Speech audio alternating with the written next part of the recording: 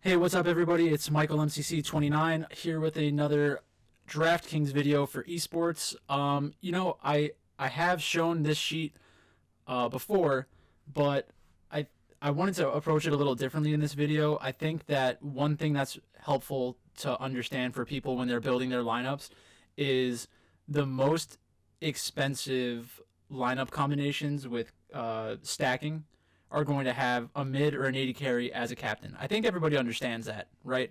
But when you're going through the lineup building process, going from mid or AD carry to jungler will often open up or give you access to different team combinations. So in this video, I'm going to go through that process starting at the top. And once we get to a certain point, every team combination is possible, just because the salaries are so soft. But we'll get started similar to the last one with Invictus Gaming. So Invictus Gaming, if you take a look at uh,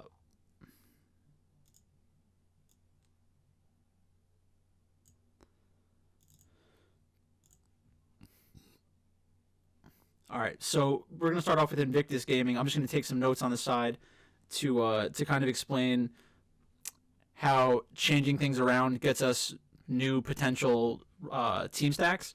So first, we're gonna start off with Puff. So like I did in the other video, you just scroll down, take a look. What rosters can I do? Let's take a look. Let's see. And the only ones you can really do are Griffin, Sandbox, and that's it. So if you're trying to run out a 4-3 stack, which is like the most traditional stack in League of Legends DFS, you only have options to two teams. So the reason that's important is because the exposure that you have to somebody like Puff is also going to have the potential downside of a low Vegas money line, because both Sandbox and Griffin are very big underdogs. So that the chances of that lineup having two winning teams is lower, and that's highly correlated with fantasy scoring. So let's look at the 3-4s for 80 carries, scrolling all the way down. And we did look at this earlier, so we kind of know what we're going to get. By going from a 4-3 to a 3-4, you get yourself Dominus. So let's actually keep track of this. So IG ADC 4-3, Sandbox Dominus, IG ADC 3-4. Then we get access to Dominus, right? So when I'm looking through this, it's like it's assumed that I still have access to Sandbox and Griffin, and that's just something that I've learned by seeing so many combinations of lineups and stuff like that. So it kind of goes without saying. So far we've gotten through this. Now the interesting thing to take a look at is like, okay, well now I'm going to mid. Is that going to open up a new position or a new combination? Because that's really what we're looking for.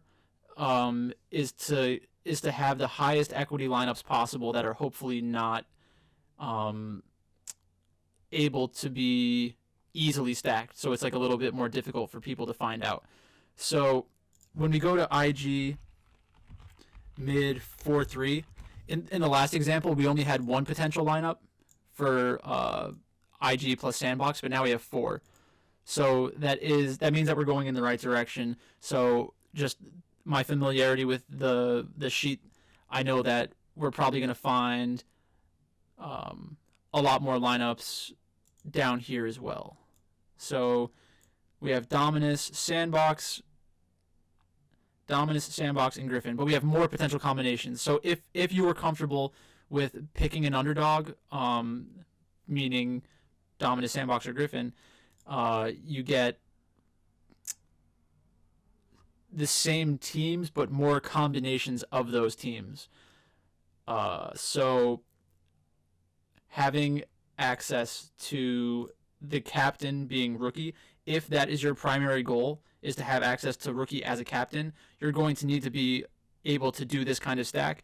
And since we are looking at lineups that have a decent amount of salary remaining, you could theoretically pivot and go up a little bit from some of these other players on the underdog side. Just something to keep in mind. So we went to mid. We got more combinations of teams, but we didn't get any new teams, right? So let's go take a look at jungle. Jungle. Leon played Kiana last week. Not last week. The last slate that he was active. So that was an interesting. That was an interesting series. They actually looked like they were going to lose that game, and then they made a huge comeback, which is pretty cool. I love watching teams make comebacks because it's so unexpected and unlikely. Okay, so now we have some new teams. So when we go from mid to jungle, we pick up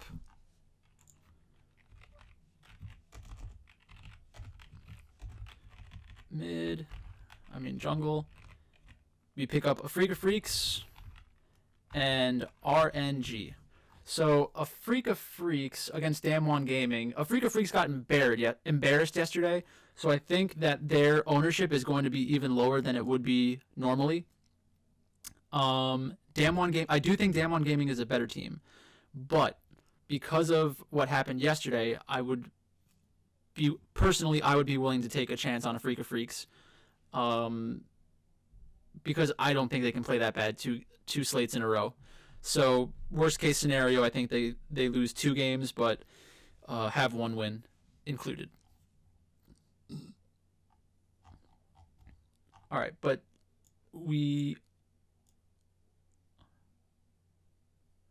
actually, I kind of messed that up.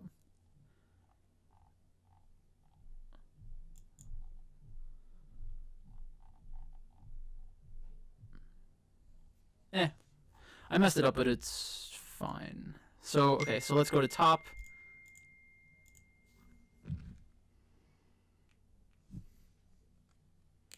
All right, now we have the Shy. I actually took a comment on one of the previous videos. Somebody was asking me. Actually, let me figure out who it was. Chris Brown. Thanks for the comment, bro. So he said, I know your point is to get ADC or mid in captain spot, but I really like the Shy. Even with Invictus Gaming, you'd still try to stick with ADC and mid? ? And the answer is yes. I would still try to stick with ADC and mid in the captain slot, but I wouldn't be against getting exposure to the Shy in captain. But if you're going to do that, I'll show you now what I'd be looking for in these potential lineup combinations. So by going from jungle to top, we don't get any new 4-3 stacks. And 4-3 stacks are almost required to justify having a top laner as your captain. So let's go to the 3-4s. And now we get a new lineup combination. So this is interesting. So IG top 3-4. So now we're picking up a new team. So all the other teams we can still do, but now we can include Damwon Gaming. And Damwon Gaming is interesting. Not my favorite top laner. I don't have huge confidence in him. So let's keep going. A Freak of Freaks, RNG, Dominus. So like all the other teams are still included here. So would I roster the Shy? Yes, but I would try my best to. It needs to make sense on the slate. So in order for this to work, the only underdog that performs well and doesn't get like destroyed, it has to be. Okay, scratch that. In order for this lineup to make sense to me, all the underdogs have to suck. And the 2 highest scoring teams would need to be IG and Damwon Gaming. Personally, I like going after the underdogs because you're going to get a lower ownership percentage usually. But yeah, it's like a lot of people say you need to your lineups need to tell a story, right? Pete Overzet says that a lot. He kind of says it in like a trolly way, like he's joking, but he is being serious about it because you need to be able to convince yourself before you can run that lineup out there. So okay, so Invictus Gaming, we got that one done, and then support. So hopefully support will give us access to some more teams as well, because right now, if you're going to have Invictus Gaming as your captain, it looks like you're going to have some low equity lineups. So now we have Invictus Gaming, support 4-3 with Damon Gaming. And that's important to make that distinction between the 4-3 and the 3-4, because your captain, you generally want more players from your team that has the captain, because fantasy scoring is very highly correlated between teammates. So even by going to support, we don't pick up an additional team. We don't get up to Gen G, which kind of sucks. So that means we only have 1, 2, 3, 4.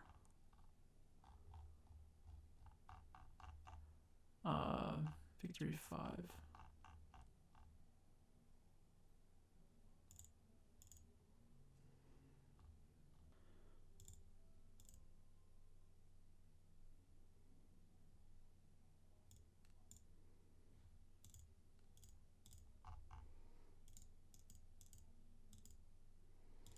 All right, so let's try another team. Let's go to E-Star.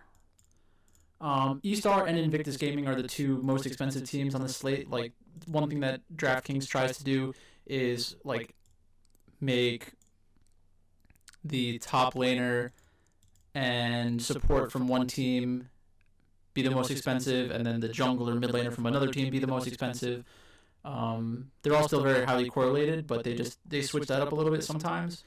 So E-Star and Invictus have the most expensive players in different spots. With E-Star, you can only do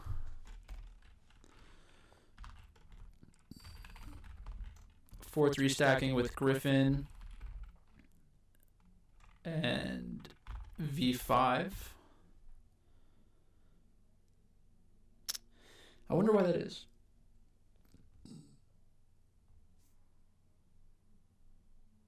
That's fine. We'll take a look at the 3-4s now. Dominus, Sandbox. ES, ADC, 3-4. Sandbox.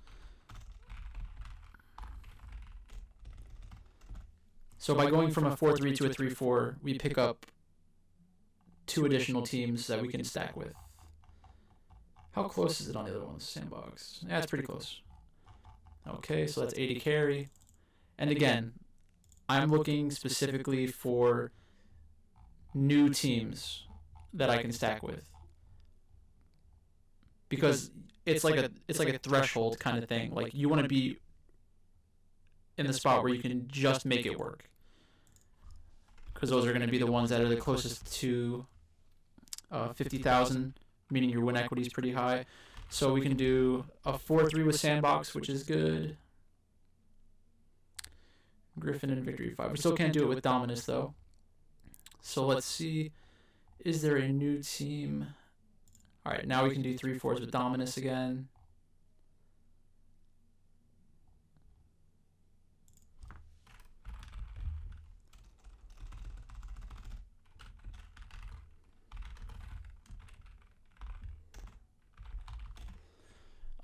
And I don't really expect to see anything wildly different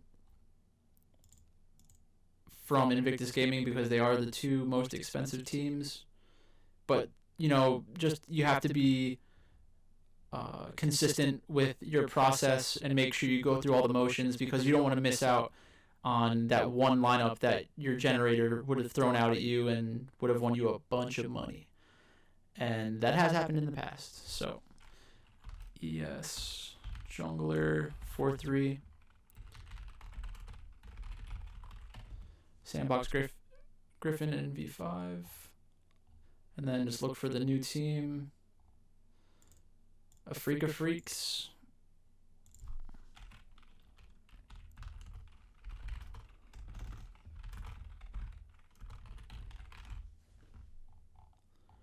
So Afrika Dominus Sandbox.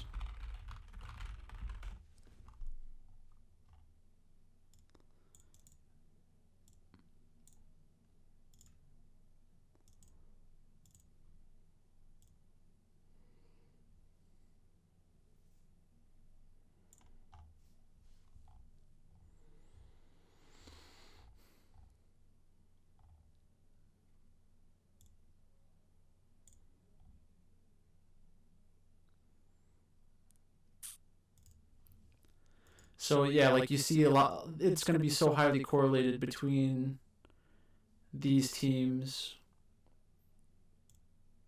Not highly correlated. You're going to be extremely exposed to Dominus, Sandbox, and V5 when you're putting together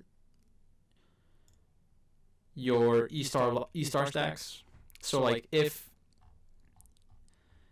all of the required teams to stack with your IG captains and E-star captains fail, then it's just going to tank a bunch of lineups, which is a decision you have to make.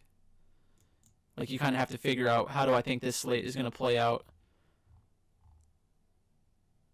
This is good. Similar to the other one. So we'll do ES support 4-3 Damwon Gaming. So yeah, I think Damwon, RNG. Like Damwon and RNG are the two better underdogs. So I think if I'm stacking E-star, I'm going to. Oh, actually, you don't want to do RNG because they're playing against RNG. So I think Damwon Gaming is going to be an important stack if you're looking for Invictus Gaming or E-star. All right, who's up next?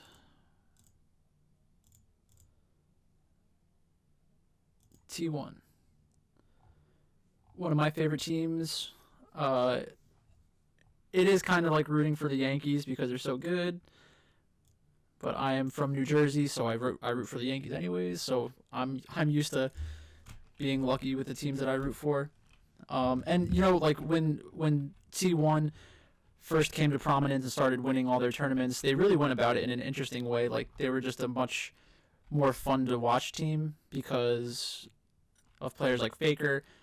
They had Bangs in the NALCS now. Afrika Freak or T1 4-3 ADC 4-3, and then we can get Afrika. So Afrika is a good team for SKT. I like this lineup a lot right here, the RNG lineup, because I think that RNG has a realistic chance of winning. And then you can get all of those other teams that we were already going to have exposure to. So if you have a stance on Dominus, Sandbox, Griffin, or Victory 5, like it is going to have a big impact on what kind of lineups you produce, and it seems like a good night to run those out because it's going to be different. T1 ADC 3-4. So see, like this is an interesting part when you start moving through teams because, like you see now, we can get to Damwon Gaming much earlier than we did with the other two teams. So for Invictus Gaming and E-star, we needed to go down to like top or support in order to fit Damwon Gaming in. But now with SKT, we can fit them in as a 3-4 stack. So these are some stacks that I'm very interested in. Like if you think that T1 is going to be the highest scoring team on the night and you wanted to get exposure to the late game hammer, Afrika Freaks and Damwon Gaming are both going to be going at the same time. And so is RNG. So like if you really loved SKT, I could see running out lineups with T1 as the captain, like Teddy specifically as a captain, and then you throw in RNG, a Freak of Freaks, and Damwon Gaming, and just rotate through the different potential lineup constructions. And, if T1 is the highest performing team on the night, you're going to have a shot.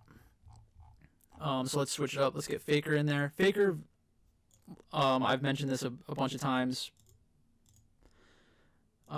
If I was starting a team, I'd probably want Faker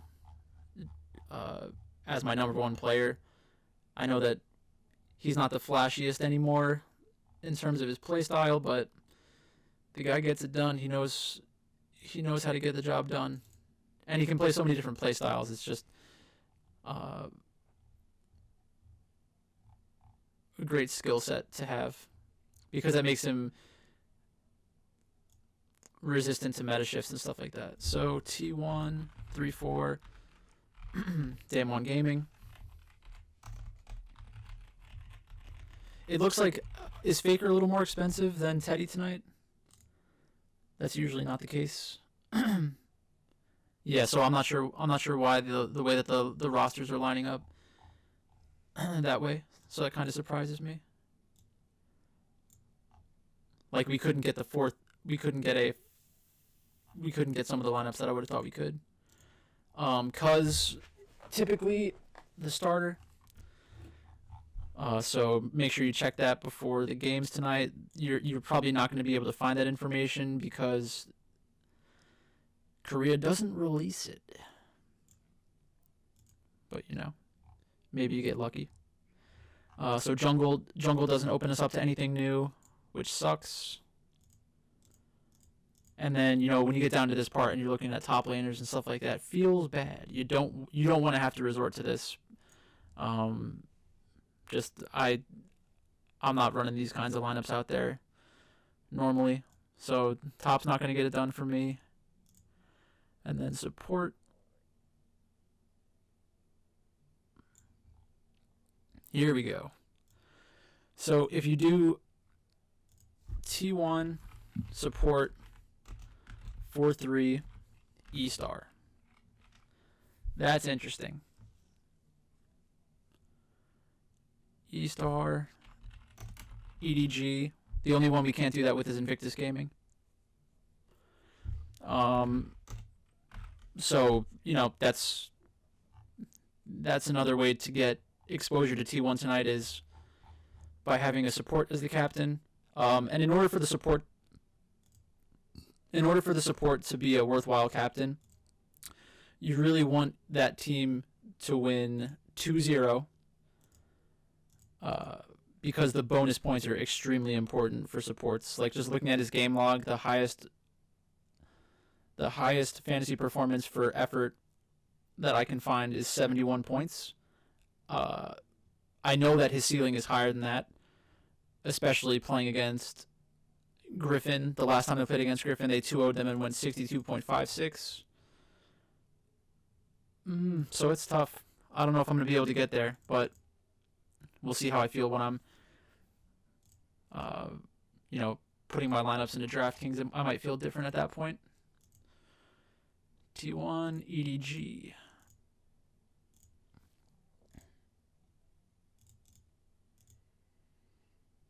Actually, EDG might be a little more expensive than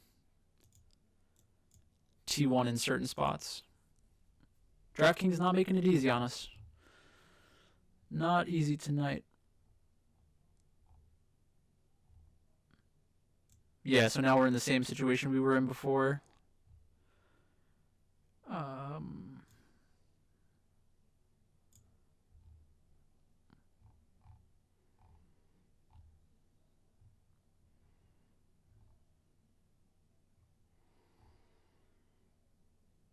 So you can get a Freak of Freaks. That's not so bad. But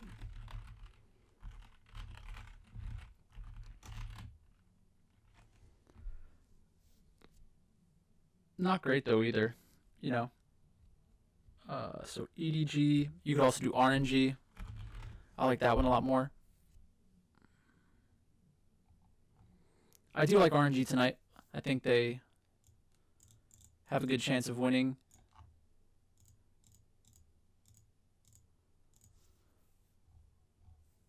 Alright, switch it to mid laner.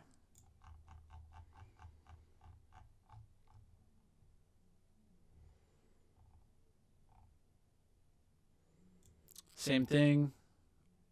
A Freak of Freaks and RNG as 4/3s.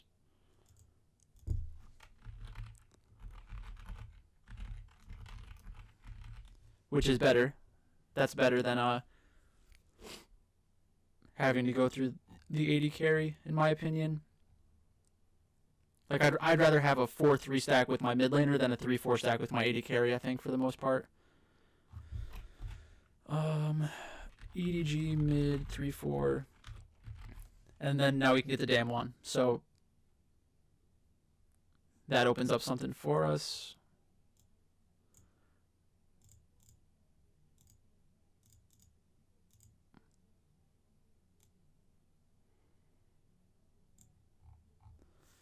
Jungler as the captain. 4/3 with Damwon Gaming.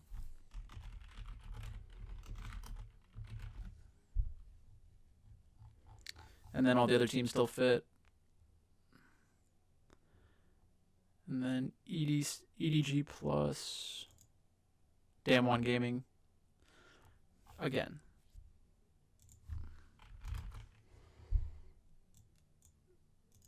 So they're making it a little more difficult to stack up the positions that everyone likes to stack, which is probably a good thing because, you know, it's going to force people to adjust, and whoever's the best at adjusting is going to get the biggest benefit from that.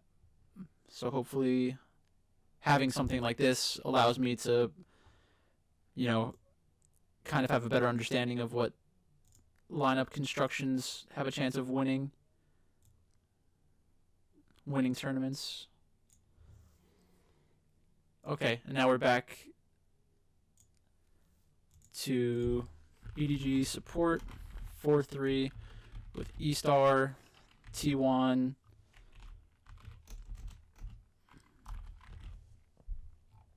so like I was looking at my projections earlier today.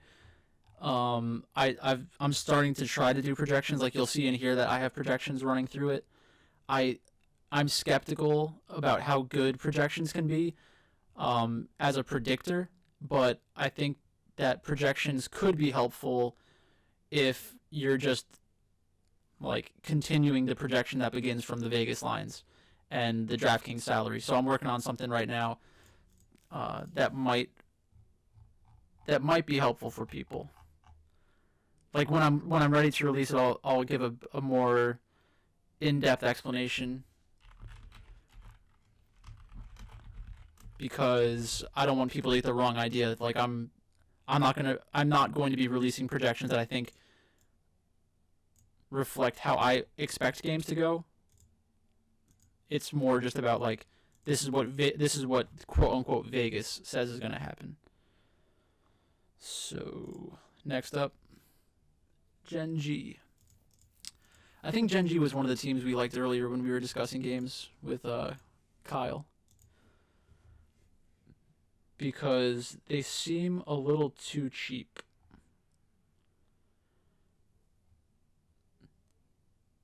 Yeah, so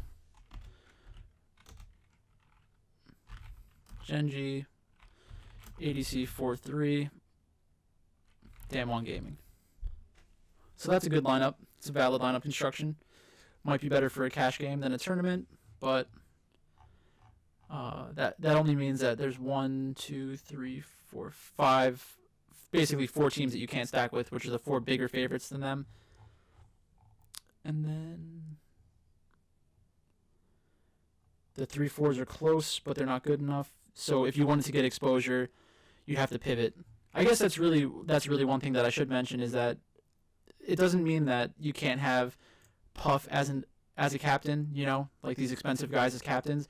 It just means that you won't be able to stack them as 4/3s and 3/4s.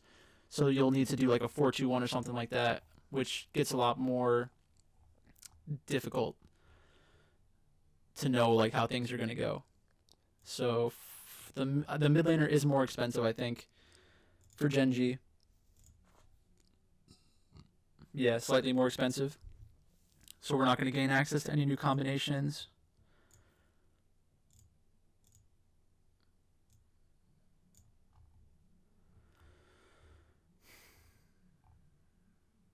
Jungle. Damwon. So same thing. So EDG and Damwon gaming lineups are going to be very popular because you're getting two favorites, but they're also both Korean teams. So maybe it's a little less popular than it should be. Not sure if my logic is great on that one.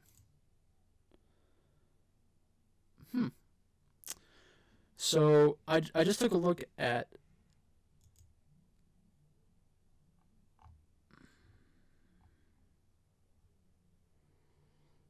I guess pivoting is going to be nice. Still difficult to justify going down this far. Like, I don't want to go down this far.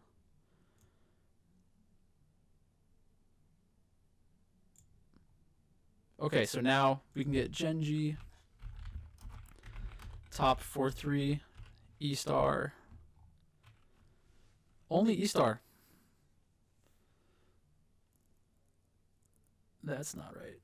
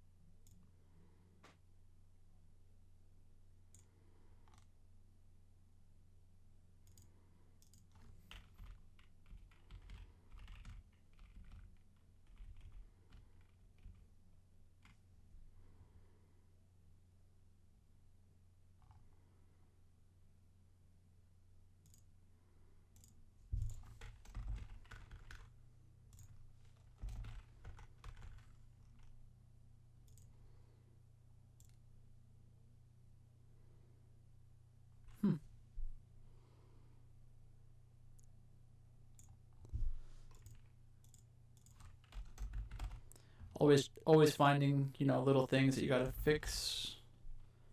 Not a problem.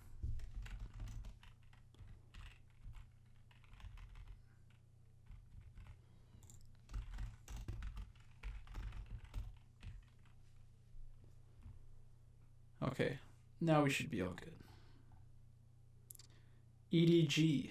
So Genji plus EDG.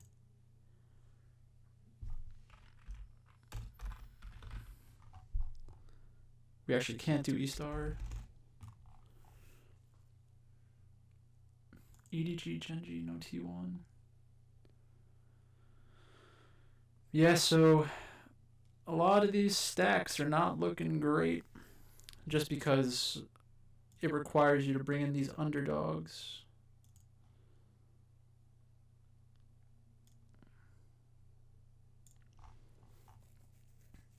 Okay, so Genji, every theoretical team combination works. Some of the lineups aren't going to work with Invictus Gaming, but with everybody else, once you get down to support, you can do whatever you want. And that makes me think that Damwon is like... Damwon's a team that kind of changes everything on this slate. Because they're basically being treated as an underdog. Yeah. Damwon Gaming, ADC, 4-3, E-Star, and T1.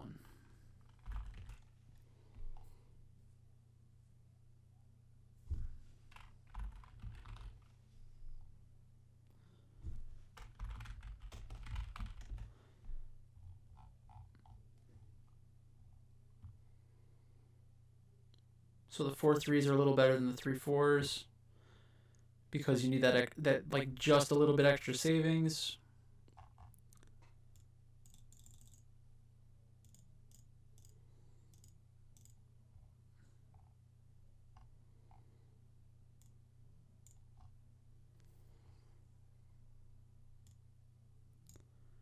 Yeah, same thing. We can get to everybody but Invictus. And then it's even more difficult once you go to the 3-4s. But that means that jungler should be good.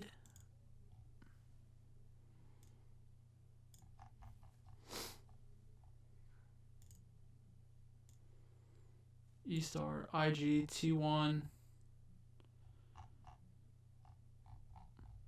Fingers crossed.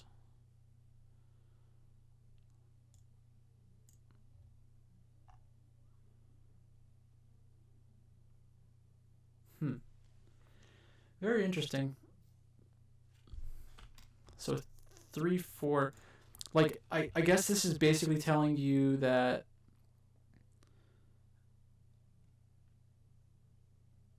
T1, if you want to have 4 players from T1,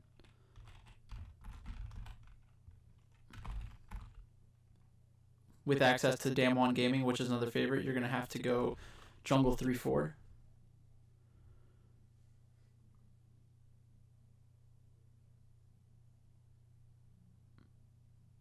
And you get to T1 and EDG. Because I don't know. It's tough to get a read on Damwon Gaming. I don't think they're going to be.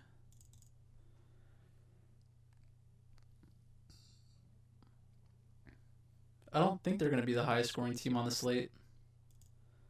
But Afrika Freaks did just give up a bad loss.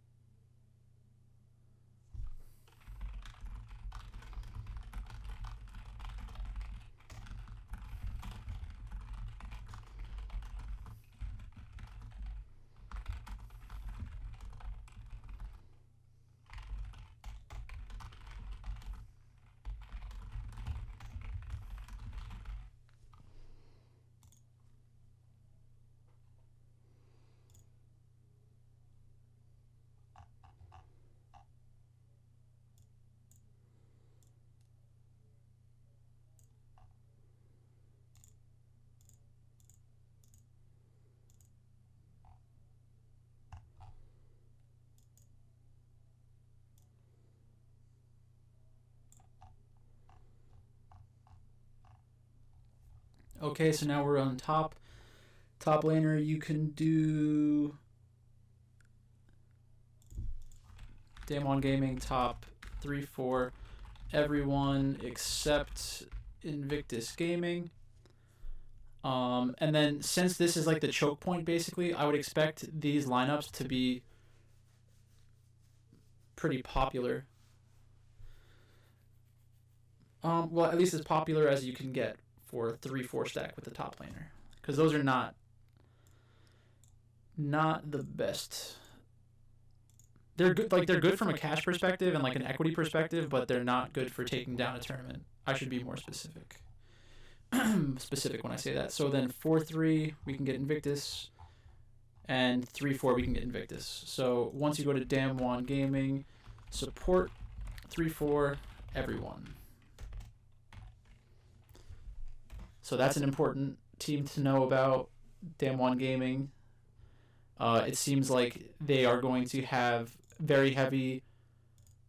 Not very heavy. I think that they're going to have heavy ownership because they're a favorite that allows you to stack 2 teams that are supposed to win.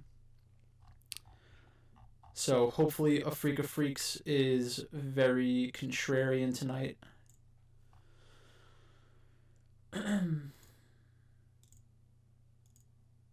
Damwon Gaming. All right. Africa Freaks. With ADC, you can do every single team.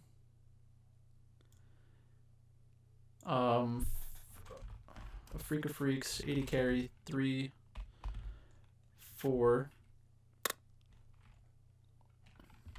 No E-Star or IG.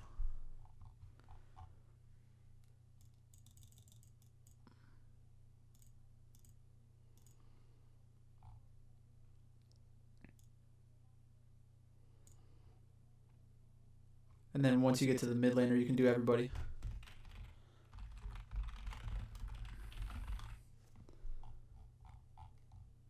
Oh, never mind. 1, 2. So you can do the 4-3s, you can't do the 3-4s. And the 3-4s are really what we want. So let me just check something.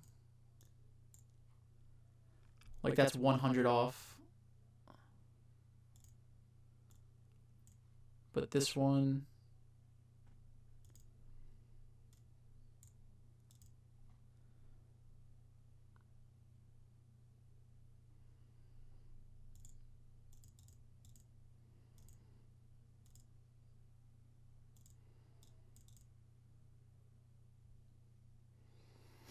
Okay, so T1, ADC, 4-3, Africa. Yeah, you can, okay, so you can really get those already in there. Yeah, so Damwon Gaming and Africa Freaks are really the turning point in lineup construction tonight.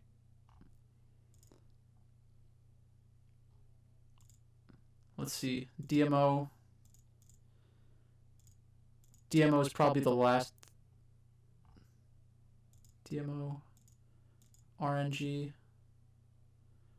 All right, so it looks like RNG is probably more expensive than DMO, and they're going to be more popular, I would assume. So RNG for ADC 4-3, no Invictus Gaming, but you can do it. You can stack with everybody else. So RNG needs to pull off an upset over Invictus Gaming, and then you get access to a bunch of very good stacks.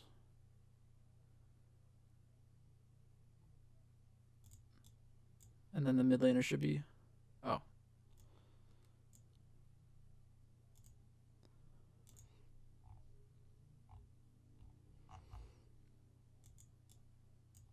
Yeah, so they're being treated as a very good team.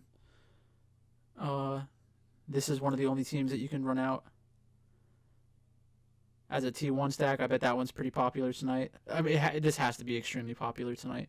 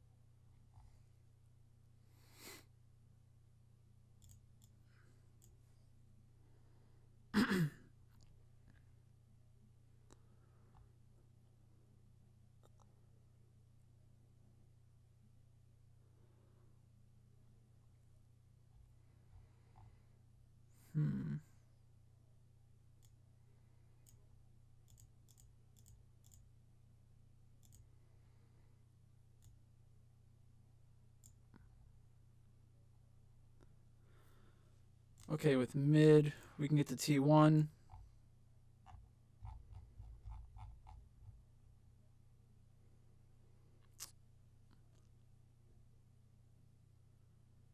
Not sure I like these lineups for RNG. I feel like whenever I want to play,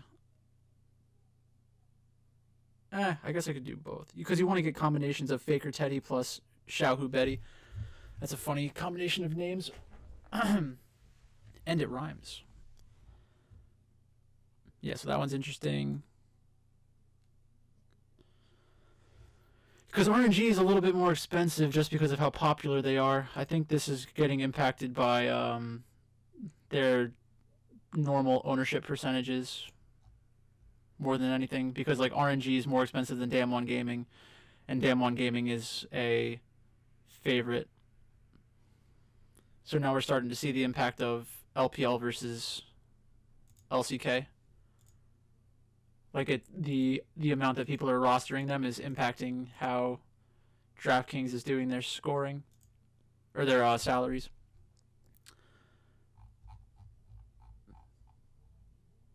All right, so Dominus is officially the team that lets you get to everybody. So there shouldn't be many restrictions at all once you get to Dominus 4-3 80 Dominus ADC 4-3 and 3-4.